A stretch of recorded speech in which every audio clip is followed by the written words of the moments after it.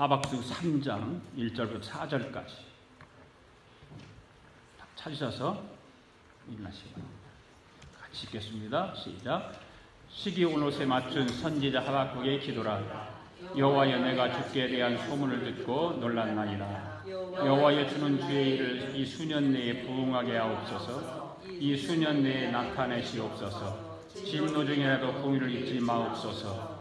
하나님이 대만에서부터 오시며 거룩한 자가 바란산에서부터 오시는도다. 셀라. 그의 영광이 하늘을 덮었고 그의 찬송이 세계에 가득하도다. 그의 광명이 햇빛 같고 광선이 그의 손에서 나오니 그의 권능이 그 속에 감추었도다. 아멘. 참 일어선 채로 함께 무화과 나뭇잎이 마르고 포도나무가 열매가 없으며 함께 찬양합시다.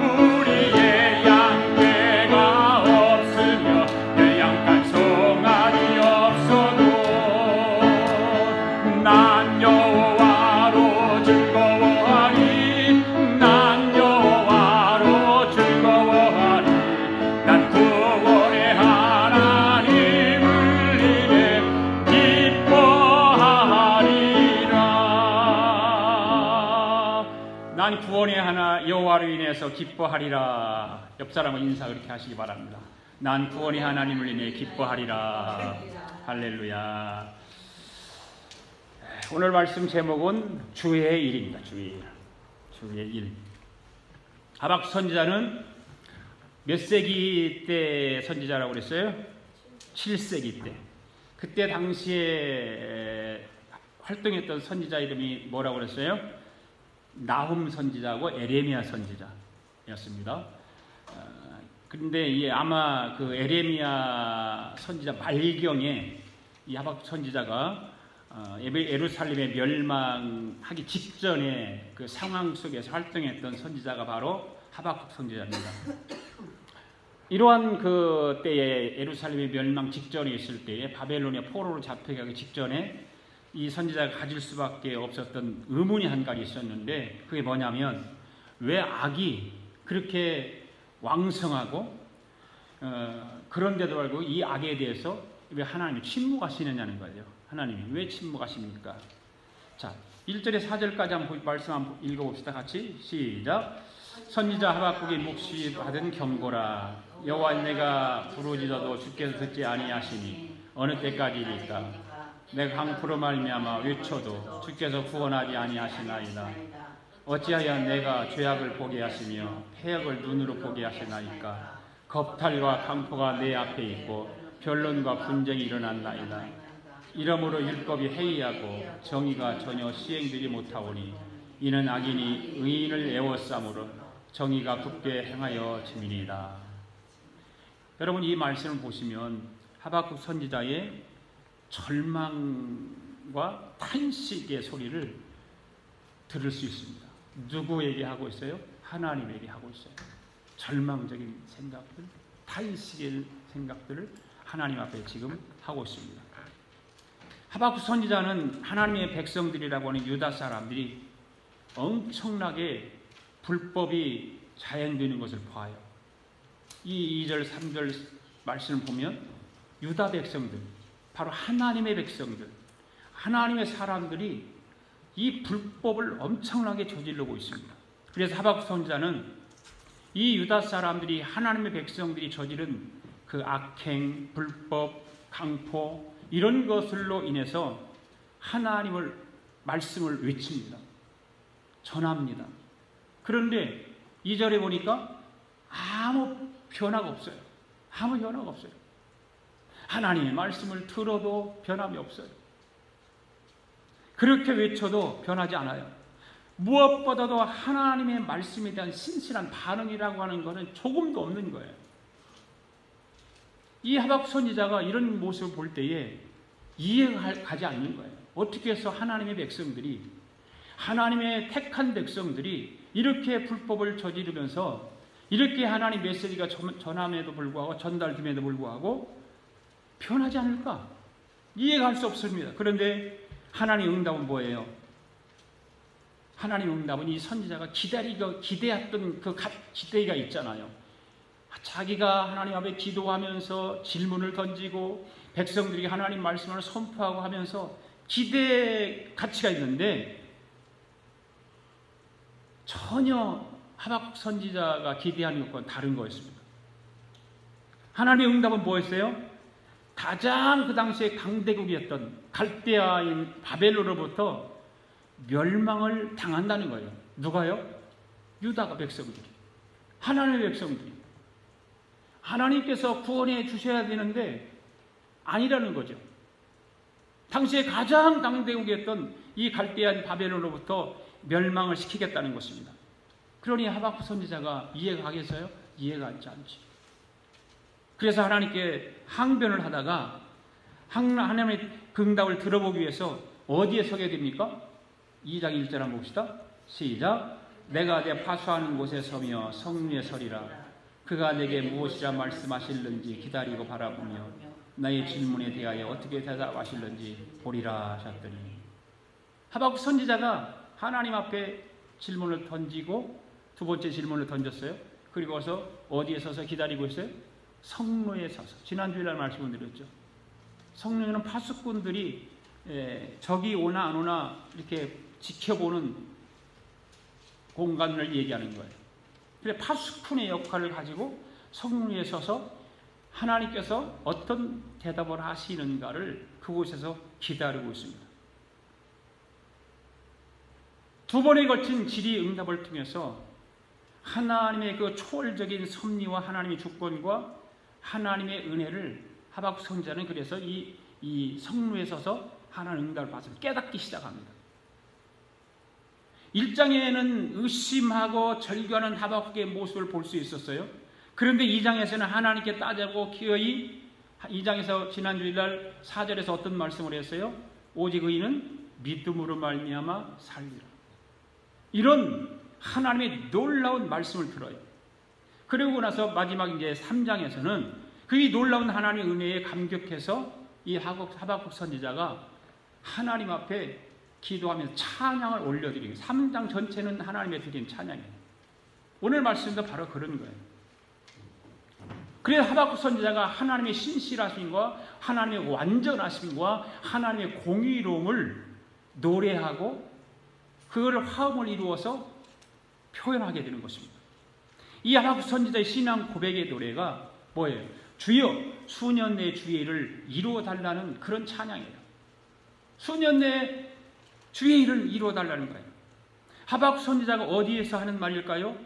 여호와여 주는 주의 일을 이 수년 내에 부응하게 하옵소서. 네. 선지자가 이어서 하는 말이 그거예요. 수년 내에 주의 일을 이루어 달라고 하면서 그 이루어 달라고 하는 것이 뭐예요? 수년 내에 내게 부응을 달라는 거예요. 부응을 달라. 우리 교회 표가 뭐예요? 네, 주여 부응을 주시옵소서. 바로 이 말씀의 토대로 주여 부응을 주시옵소서라고 하는데, 실질적으로 이 말씀은 우리가 양적인 부흥을 얘기하는 게 아니에요. 예, 영적인 부흥을 얘기하는 거예요. 성경에서는. 그런데 이제 목사님들이 교회 부흥을 꿈꾸면서 성도들에게 전도를 권유하기 위해서 이 주여 부흥을 주시옵소서라고 뭐 이런 데 앞에다가 걸어놓고 이렇게 하는 것을 볼 수가 있죠. 누구의 일을 수년 내에 부흥을 이뤄달라는 거예요? 주의 일. 오늘 보면 제목이 그거예요. 주의 일. 주의 일을 수년 내에 부응하게 해달라는 것입니다. 그래서 오늘 말씀이 제목이 주의 일입니다. 자, 그렇다면 하박국이 말하는 주의 일이 무엇인가라고 하는 거예요. 주의 일이 무엇인가? 첫째로 범사에 하나님을 찬양하는 것이 주의 일이다. 1절 말씀, 1, 2절 말씀 읽습니다. 시작. 시기온에서 맞춘 선지자 하박국의 기도라. 여호와여 내가 주께 대한 소문을 놀랐나이다. 1절부터 2절 상반절까지 말씀이 이것이에요. 1절 말씀에 오면 무엇에 맞춘 노래라고 그랬어요? 시기온옷에 맞춘 하박국의 기도라고 그랬어요. 이 기도는 찬양을 얘기하는 거예요. 시기온옷이 무슨 말이에요? 무엇일까요? 무슨 말일까요? 시기온옷. 처음 들어보죠, 여러분들? 시기온옷이라고 하는 말은 음악의 용어예요. 음악의 용어인데 히브리 말로 시기온옷이라고 했는데 우리나라 말로 말하면 어떤 강하고 빠르게, 화려하고 빠르게 이런 말입니다. 그런 음악 용어입니다.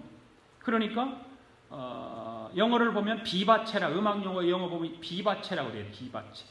비바체는 화려하고 빠르게 라고 하는 말이거든요.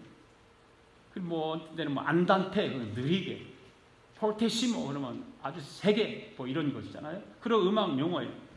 그러니까 시기온옷에 맞추어서 부른 찬양은 화려하고 빠르게 하는 찬양이었어요.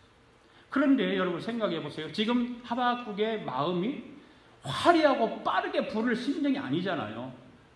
그렇죠? 이스라엘 백성들이, 유다 백성들이 지금 바벨론의 포로로 잡혀가는데 깜깜한 세상이에요. 답답한 세상이에요. 그런데 하박국이 그 하나님의 응답을 듣고 이런 화려하고 빠른 찬양을 통해서 하나님 앞에 지금 고백하고 있는 거예요. 그래서 하박국 3장 전체는 하박국 선지자가 하나님께 대한 질문을 했을 때에 하나님의 응답을 받은 그 하박국이 반응을 하는 거예요. 이 3장 전체가 그 반응하는 전체 내용이 뭐냐면 찬양이에요. 찬양. 그래 아까 우리 노래도 불렀잖아요. 바로 그것도 하나님을 찬양하는 거예요. 비록 무화과 나무가 무성치 못하고 이런 것이 다 찬양이죠.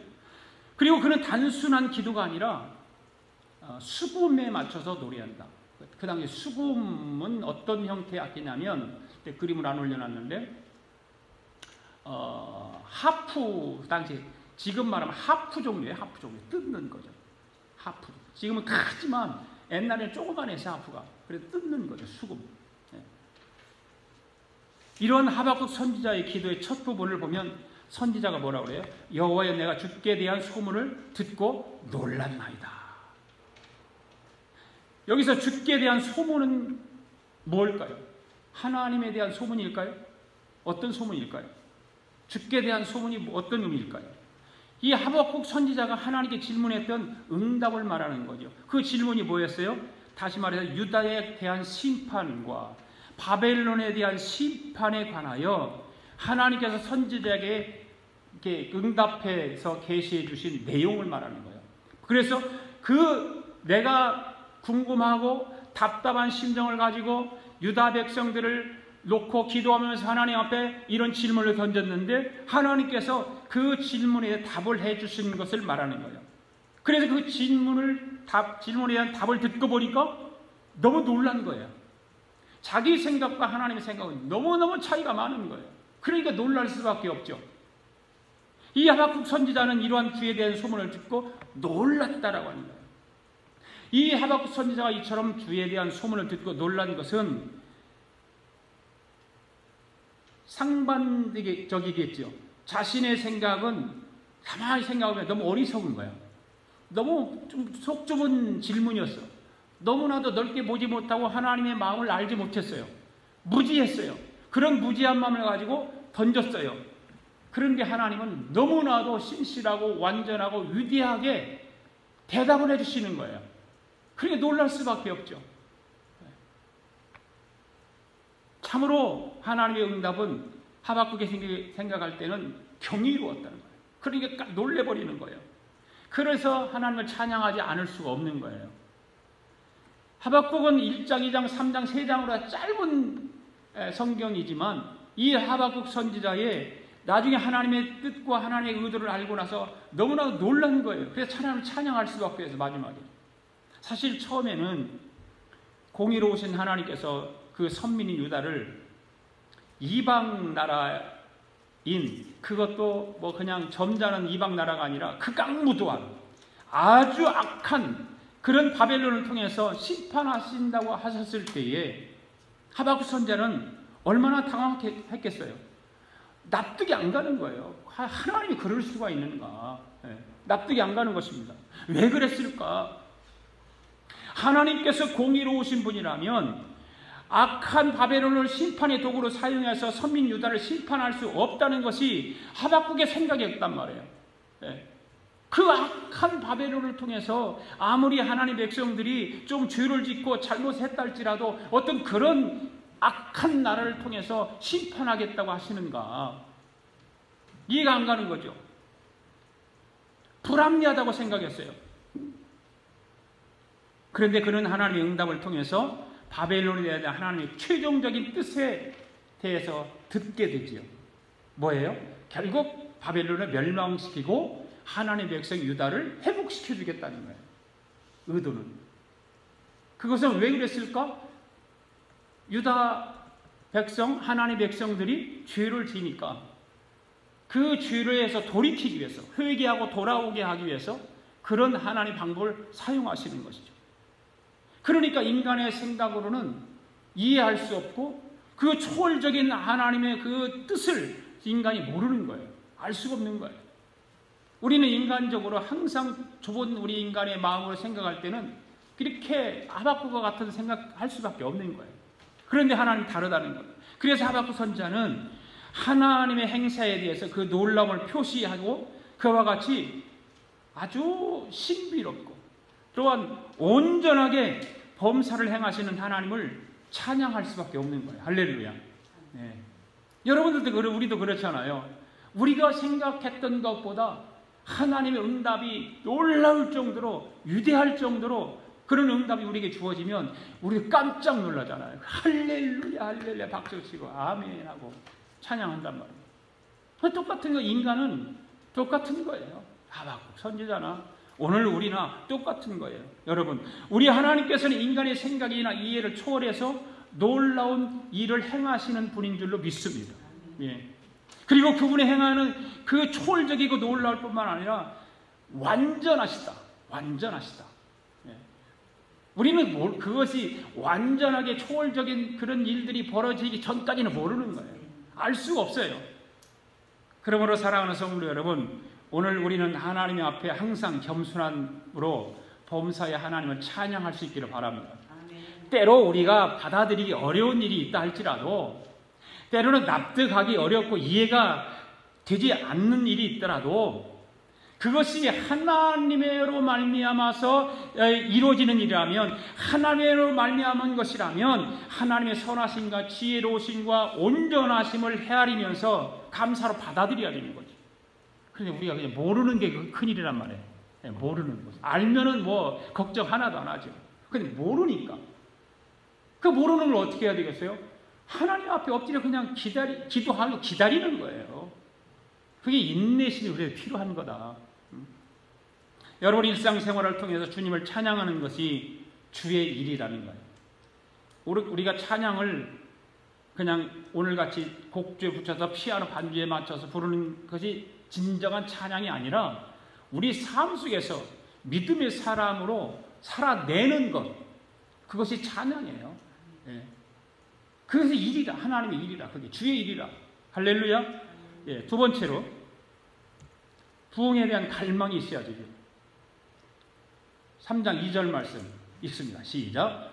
여호와여, 주는 주의 일을 수년 내에 부흥케 하옵소서. 이 수년 내에 나타내시옵소서. 진노 중이라도 궁유를 잊지 마옵소서. 아멘. 하박국 선지자는 자신이 죽게 대한 소문을 듣고 놀랍다고 고백을 하면서 뭐라고 얘기해요? 여호와여, 주는 주의 일을 수년 내에 부흥하게 하옵소서. 이 수년 내에 나타내시옵소서. 진노 중이라도 궁유를 잊지 마옵소서라고 고백하고 찬양하는 거예요. 우리는 이런 하박국의 간구를 통해서 하나님의 뜻을 깨닫게 된 자가 하나님 앞에서 가져야 할 뿐만 아니라 그런 자세가 무엇인지를 확인할 수 있는 거예요.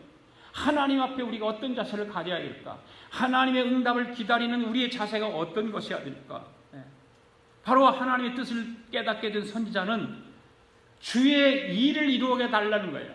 주의 일을 이루게 해달라는 거예요. 그 주의 일을 뭐예요? 하나님의 뜻이 성취되기를 바라고 고백하는 거예요. 아멘. 우리는 기도하고 하나님의 뜻이 성취되기를 우리는 기도하고 바라는 것이 아니라 내 뜻이 성취되기를 원하고 기도하는 거예요. 뭐 99.9%가 다 그래요. 거의 하나님의 뜻이 이루어지기를 위해서 기도하고 그 뜻을 기다리고 성취되기를 기다리는 사람은 거의 없어요. 우리 연약한 인간이기 때문에 그럴 수밖에 없는 거죠. 그런데 하박국 선지자는 그 하나님의 뜻을 깨닫고 주의 일 곧 하나님의 뜻이 성취되기를 바라고 고백하고 있는 것입니다. 또한 하나님의 뜻이 성취되기를 바라는 마음을 가지고 뭐예요? 부흥에 대한 갈망을 가지고 있다. 네. 유다 백성들의 심령 속에 영적인 삶 속에 하나님의 뜻이 이루어지는 부흥이 일어나기를 기다리고 있는 거예요. 죽었던 영적인 삶이 부흥이 일어나기를 기도하는 거예요. 여러분 이런 부흥에 대한 갈망이 있습니까? 내 심령 속에 내 연약함 속에 내가 신앙이 식어지고 어두워지고 캄캄한 그런 신앙 속에 믿음 속에 내 신앙이 회복되어지도록 내 신앙이 부흥이 일어나도록 갈망하고 하나님 앞에 기도하고 있냐 그 말이에요. 우리 교회가 부흥이 일어나기를 원한다면 내 믿음이 먼저 부흥이 돼야 돼요. 내 신앙이 먼저 부흥이 돼야 돼요. 내 신앙은 하나 부흥이 일어나지 않고 교회만 부흥이 일어난다고 하는 것은 그건 가식이란 말이에요. 누가복음 24장 32절 말씀 보세요. 시작. 그들이 서로 말하되 길에서 우리에게 말씀하시고 우리에게 성경을 풀어주실 때에 우리 속에 마음이 뜨겁지 아니하더냐 그랬어요. 여러분 하나님의 말씀을 듣고 있을 때에 여러분의 마음이 뜨거워지고 있습니까? 예, 할렐루야. 여러분 가슴이 뜨거워지기 시작한다면 그것은 분명히 여러분의 심령에 부흥이 일어나고 있다는 거예요. 예. 하나님의 말씀을 들을 때 내 마음이 박동이 치어지고 뜨거워지고 은혜가 되고 감동이 되고 그러면 그 심령에 부흥이 일어나고 있는 거예요. 여러분 마음이 여러분 속에서 뜨거워서 부흥이 일어나기 시작하면 여러분의 혀에 불이 붙게 되는 거예요. 할렐루야. 불이 붙는 거예요. 불이. 그 불이 붙게 되면 어떻게 됩니까? 가만히 있을 수 있나요? 불이 붙었으면 그 불 붙은 입술을 가지고 나가서 전파할 수밖에 없죠. 심령이 지금 부흥이 일어나서 뜨거워서 입술에 불이 붙어 있는데 나가서 전할 수밖에 없는 거 아닙니까? 예수 믿고 첫 믿음을 잃어버린 냉랭한 상태에 있다면 어디서부터 나의 믿음이 냉랭해졌는가를 찾아야 돼요. 어디서부터 나의 믿음이 식어졌는가, 나의 믿음이 냉랭하고 있는가를 찾아야 돼요. 그래서 떨어진 것을 생각하고 회개하고 처음 믿을 때 그 순수한 사랑과 열심을 되찾을 수 있기를 바랍니다. 그게 부흥이에요. 그것이 부흥이에요. 회복하는 것이 부흥 아니겠어요? 저와 여러분의 심령에 부흥이 일어날 때 우리 교회도 부흥이 일어나게 될 줄로 믿습니다. 하박국 2장 20절 말씀 한번 보시기 바랍니다. 시작. 오직 여호와는 그 성전에 계시니 온 땅은 그 앞에서 잠잠할지니라 하시니라. 아멘. 하박국은 하나님의 계시의 말씀 곧 하나님의 진리의 말씀에 충격을 받았을 때 놀랬다는 거예요. 놀랬다. 하나님의 말씀 응답하는데 거기 충격을 받고 놀랐어요. 그때부터 그 모든 마음속에 때로는 원망도 있었고 때로는 불평도 있었고 의심의 생각들이 다 녹아내리기 시작하는 거예요. 예. 참된 신앙은 하나님의 진리의 말씀에 부딪힐 때 부흥이 일어나는 줄로 믿습니다. 하나님의 말씀이 내 심령에 부딪혀오는 거예요. 제가 가끔 얘기를 하죠. 워치만이라고 하는 그 중국의 신학자가 있어요. 우리의 심령은 바위 덩어리보다 더 딱딱하다. 그러다 한마라 쳐도 우리 굳어있던 심령이 안 빼겨진다는 거죠. 성령을 통해서만이 그 굳어있던 우리의 심령이 녹아진다는 거예요. 한마로 갖다 아무리 쳐도 굳어있던 심령은 안 부서진다는 거죠. 하나님의 말씀이에요. 하나님 진리의 말씀을 받을 때 충격이 일어나면 녹아지는 것입니다. 할렐루야. 그때부터 그 모든 내 삶에서 불안과 의심과 이런 생각들이 녹아버리는 것입니다. 그 하나님 말씀, 참된 하나님 진리의 말씀에 부닥칠 때에 부흥이 일어나는 것입니다. 그래서 로마서 10장 17절에서 무슨 말씀을 해요? 믿음은 들음에서 난다. 그리고 그 들음은 그리스도의 말씀으로 말미암느니라고 말하고 있지 않습니까? 하나님 말씀을 가까이 하고 들을 때에 우리의 믿음이 생기고 우리의 딱딱하게 굳었던 그 영적인 삶이 녹아지는 것입니다. 하나님 말씀이 아니고서는 참된 신앙을 가질 수 없습니다. 믿음은 인간의 자율적인 사색이 아니에요. 하나님 말씀을 통해서만이 믿음이 생기는 것이고 회복되는 거예요. 하나님의 말씀은 그 말씀의 진리를 깨달을 때 믿음을 갖게 되고 믿음의 내용도 알게 되는 거예요. 하나님 말씀을 듣지 않고서는 우리의 신앙이 절대 성숙할 수가 없어요. 우리의 믿음이 절대 자랄 수가 없어요. 어떻게든지 하나님 전에 와서 하나님 말씀을 같이 듣고 기도하고 그럴 때 우리의 믿음이 조금씩 자라서 굳어있던 심령이 녹아지고 회복되는 거예요. 그래야 부흥이 일어나는 것입니다. 초대교회의 참된 부흥과 성장이 뭐였어요? 하나님 말씀 운동에서부터 일어났어요. 하나님 말씀 운동이 일어나면 부흥의 불길이 일어나게 되는 줄로 믿습니다. 우리 아가페 교회도 말씀 운동으로부터 부흥의 불길이 일어나야 될 줄로 믿습니다. 세 번째는 하나님의 영광을 보는 것입니다. 하나님의 영광. 3절 4절 말씀 읽습니다. 시작. 하나님이 대만에서부터 오시며 거룩한 자가 바란 산에서부터 오시는도다 하리라. 그의 영광이 하늘을 덮었고 그의 찬송이 세계에 가득하도다. 그의 광명이 햇빛 같고 광선이 그의 손에서 나오니 그의 권능이 그 속에 감추어졌도다. 아멘. 이 3절 말씀에 보니까 하나님이 대만에서부터 오시며 거룩한 자가 바란 산에서부터 오시는도다. 중국 옆에 대만이 아닙니다.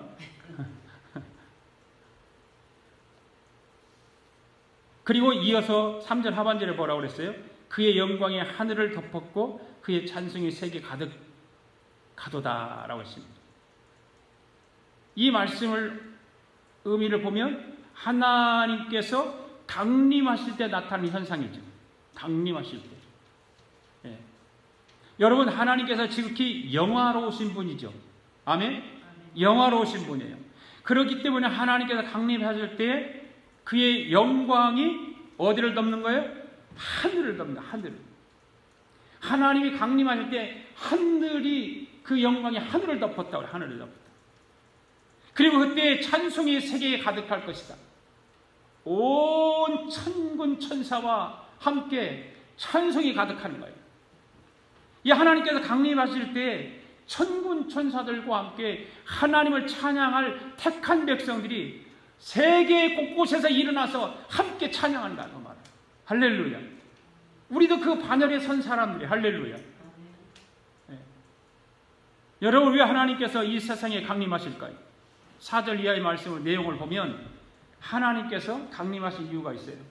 불법을 행하는 자들, 죄를 범하는 자들, 악을 행하는 자들, 모든 자들을 심판하시기 위해서 강림하신다고 4절 이후로 쭉 읽어보면 그렇게 말하고 있어요. 어떤 모습으로 강림하시는가 하면 하나님께서는 강력한 권능을 가지고 심판주로 오신다는 심판주. 우리는 그 심판의 반열에 쓸까요? 안 쓸까요? 안 서요. 이미 우리는 새 예루살렘에 가 있는 사람들. 1, 2장에서 우리가 살펴보았듯이 하나님의 심판의 대상으로 언급되는 민족은 타락한 선민 유다를 심판하는 도구로 사용했던 어떤 나라? 바벨론. 바벨론. 지금으로 보면 악한 세력들, 원수 마귀 그런 것들이죠. 오늘날 그런 것들이 바로 하나님의 백성들의 원수인 사탄과 그에 속한 모든 세력들. 13절 말씀 보세요. 13절에 뭐라고 그랬나? 시작. 주께서 주의 백성을 구원하시려고 기름 부음 받은 자를 구원하시려고 나오사 악인의 집에 머리를 치시고 그 기초를 바닥까지 드러내셨나이다. 할렐루야. 하나님의 백성을 구원하시기 위해서, 기름 부음 받은 자를 구원하시기 위해서 악인의 집을 머리를 치신다는 거예요. 악한 영들을 머리를 치신다는 거죠. 현재 이 세상의 주의 택한 백성들은 그들을 자신들의 범죄로 말미암아, 혹은 이 세상의 어떤 악함과 부조리함으로 말미암아 악한 세력으로부터 무수한 공격을 당하고 핍박을 당하고 있어요.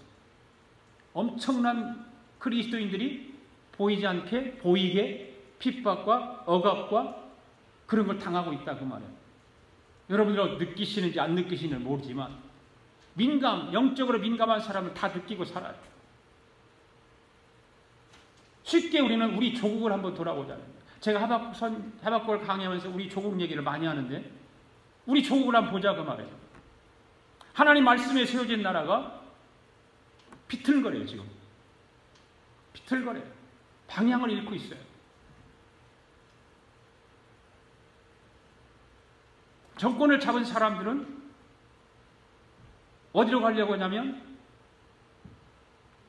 사회주의로, 공산국가 사회주의로, 아니면 더 좋은 말로 하면 연방제로 가려고 한단 말이에요. 공산국가 연방제로.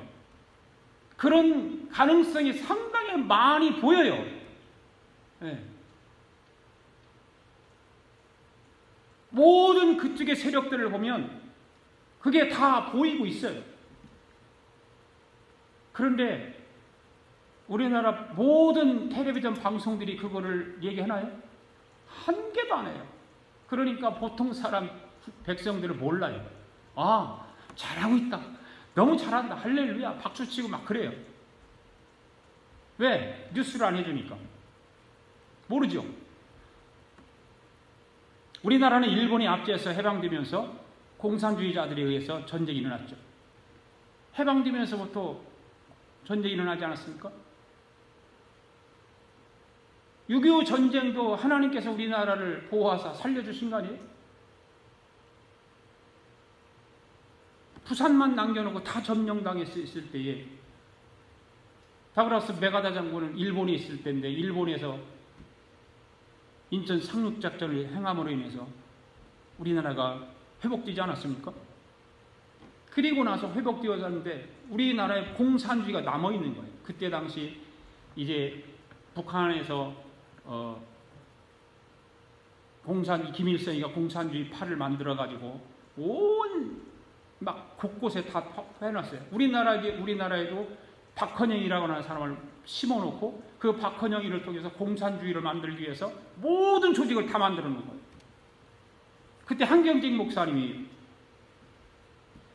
거기 있다가는 안 되겠다. 그때 20몇 살이니까. 그래서 이남에 와가지고 박헌영을 보니까 굉장한 거예요. 그때는 이승만 대통령은 미국에 있을 때, 아직 안 왔을 때예요. 그리고 이승만 대통령이 우리나라로 오지. 우리나라 와가지고 보니까 박헌영이가 그 짓을 만들고 있어요. 그래서 호통을 치고서 이승만 대통령이 공산국가 조직을 보니까 얼마 안 돼요. 많지는 않아요. 그래서 권유를 하죠. 자수해라. 얘들 공산국가에서 다시 가지 않겠다고 자수해라. 자수하고 회복해서 살아라. 그리고 일부는 이제 자수를 하고 전향을 했죠. 그리고 일부는 전향하지 않고 북한으로 넘어갔어요. 북한으로 갔어요. 그런데 일부가 남아있는 사람이 있는 거예요. 박헌영이를 통해서. 남아있는 사람. 그 세력들이 지금까지 남아있는 거예요. 그 박헌영이 줄기에 있는 사람들. 그 사람들이 지금까지 남아있는 거예요. 그래서 사회주가로 가기 위해서, 연방제로 가기 위해서 일을 만들고 있죠. 그런데 이거를 반대하기 위해서 누군가가 일을 해야 되는데 없어요. 하지 않아요. 근데 한 사람이 나타났잖아요. 바로 한국 기독교 총연맹 대표회장들 전광훈 목사님이 이 일을 나섰어요. 82일째, 83일째를 청와대 앞에서 하루에 2번씩 금식하며 예배를 드리고 있어요. 그 사람들이 막 욕도 하고 무슨 목사가 할 일이 없어갖고 그런 일을 하냐, 정치에 개입을 하냐, 막 비난이 쏟아지고 또 그 뭐 모든 4대 방송국에 뭐 또 원로 목사라는 사람이 나와가지고 막 욕을 하고 난리가 나. 그러든 말든 이 목사님은 나라를 자유민주주의 국가로 바로 세우고 이 나라를 회복하기 위해서 일을 계속 하고 있는 거예요. 그래 사람들은 비방을 하지만 그래도 하나님 기도하면서 이 82일째 3일째 하니까 사람들이 알기 시작해요. 깨닫기 시작해요. 그래서 목사님들도 그냥 강 건너 불구경하듯이 하고 있던 목사님들도 조금씩 다시 거기 동요되고 백성들은 하나님 백성 교회들 백성이 또 동요되고 그래 그걸 깨닫기 시작하는 거예요. 왜? 일반 방송에서는 알리지 않는 것들이 유튜브 방송이라는 것이 참 우리나라 같이 유튜브 방송이 활성화된 나라가 없답니다. 세계에서 우리나라만큼 유튜브 방송을 많이 하는 나라가 없답니다. 우리나라는 다른 거 없잖아. 할 수가 없으니까 유튜브 방송을 만들어가지고 자유민주주의를 원하는 사람들은 그 유튜브 방송 다 만들어갖고요. 그 너도 나도 그래서 경쟁을 해가지고 가고 있는데 우리는 여러분 우리 미국에서 이민자로 살아가기 때문에 우리 갈 수는 없잖아요. 거기에 가서 무슨 할 행동도 할 수 없고 그러니까 우리 해야 될 일은 뭘까요? 기도밖에 없어요. 기도밖에. 미국하고 지금 우리나라하고 단절될 거의 가까이 가 있어요. 어쩌면 우리나라 미국은 철수할 가능성이 많아요. 일본이 경제적인 지소미아를 폐기시키면서 일본의 경제가 전혀 우리나라에 도움이 지금 안 되고 경제 지금 망하게 하죠. 미국이 철수하게 되면 문제가 심각하잖아요. 6.25 때도 그랬어요. 6.25 때도 국민들이 일본의 압제를 30년 동안 해서 살았는데 미국이 들어와가지고 있으니까 왜 우리를 또 미국에 압제되어서 살아야 되느냐. 미국 나가라. 그래서 미국이 하도 나가라 그러니까 나갔잖아요. 나가자마자 6.25 터진 거 아니에요. 그래서 이런 우리나라 중심으로 해서 미국, 일본, 중국, 러시아 이 모든 강대국들이 우리나라가 하나 이렇게 삐뚤어 가는 바람에 세계 모든 어떤 미국이 세계를 지배하고 있잖아요. 경제적으로, 군사력으로. 지금 삐뚤어지고 있는 거예요. 굉장히 심각하게 생각을 하죠. 우리는 조국을 위해서 이러한 일들이 일어나지 않도록 공산국가가 되지 않도록 미국이 우리나라를 버리지 않도록 일본과 경제 협력을 해서 우리나라가 경제 잘 지금까지 경제가 잘 되어서 우리나라가 지금까지 부자로 사는데 자꾸 가난하게 가려고 그러잖아요. 그 대기업을 무너뜨려버리고 왜 그러겠어요? 북한하고 비슷하게 만들기 위해서 그러는 거예요. 이게. 그래야 뭐가 되지요. 북한하고 비슷하게 안 되면 안 되는 거예요. 그러니까 대기업을 국민연금이라고 하는 걸 가지고 주식을 투자해서 주주가 돼요. 대주주가 돼서 기업을 나라가 통치라는 거예요. 다스리는 거예요. 컨트롤하는 거예요. 그러다 대한항공 그렇게 하려다 회장이 미국에 와서 화병으로 돌아가시잖아요. 삼성 이재용이 다시 구속되잖아요. 이제 이런 일들을 가만히 보세요. 보면 나라가 기업을 컨트롤하기 위해서 하는 거예요. 북한과 똑같은 거죠. 그런 일들을 우리는 민감하게 보아야 돼요. 우리가 이민자로 살고 여기서 시민권가 살으니까 우리 대한민국에 무관심 속에 살아가는 것이 아니라 관심을 가지고 기도하고 그런 걸 볼 줄 알고 미국에서 이야기하는 거 잘 듣고 해야 되고 유튜브 방송에 여러분 들어가면 이춘근 박사라고 있어요. 이춘근 박사 국제학을 이야기하는 국제학 전공한분인데 그분밖에 없어요. 국제학에 대해서 얘기하는 사람, 국제 정치, 국제 관계 이런 것들 얘기하는 분 그분밖에 없는데 그걸 잘 공부 많이 됩니다. 그런 걸 통해서 여러분 공부 많이 하셔야 돼요. 국제 정세가 어떻게 돌아가는가, 우리나라와 국제 사회의 관계는 어떻게 되는가 이런 거. 그래 우리는 미국에 살지만 기도를 많이 해야 돼요. 하나님께서 당신의 백성들을 그들의 핍박 가운데 두지 않으실 것입니다. 하나님께서 택한 유다 백성들이 죄 가운데 있기 때문에 바벨론이라고 악한 나라를 통해서 하나님의 백성인 유다가 정신을 차리도록 해서 회복시키시는 하나님께서 우리 조국이 종교개혁이 독일의 종교개혁이 일어난 지 500년이 됐잖아요. 영적으로 내다보는 기도하는 목사님들 얘기를 들으면 우리나라가 종교개혁 이제는 일어날 때가 되었다. 그걸 보인다는 거예요. 왜? 교회가 다 타락했거든요. 목사들이 타락하고 교회가 다 말도 못한 타락을 이루고 있어요. 그래, 그러기 위해서 우리 민족에게 하나님의 종들과 교회가 죄악 가운데 있기 때문에 악의 세력들을 통해서 고통을 주고 있지만 주의 종들과 교회가 회개하고 돌아오면 반드시 하나님께서 우리 민족을 구원하여 주실 줄 믿습니다. 그 믿음 가지고는 기도해야 돼요. 기도해야 돼요. 우리가 정신 차려야 되고 신앙생활 잘해야 되고 예수 잘 믿어야 되고 이제 하나님께서 정하신 때가 이르면 하나님께서는 이 세상에 심판주로 강림하셔서 당신의 백성들을 핍박하는 자들을 심판하시고 당신의 백성들을 구원하시는 그날이 온다 그 말이죠. 우리는 그 날 새 예루살렘 새 땅을 바라보면서 이 한 주간도 우리가 힘차게 살아가기를 바랍니다. 우리 다 같이 일어나셔서 하나님 앞에 찬양 드리고 예물 올려드립니다.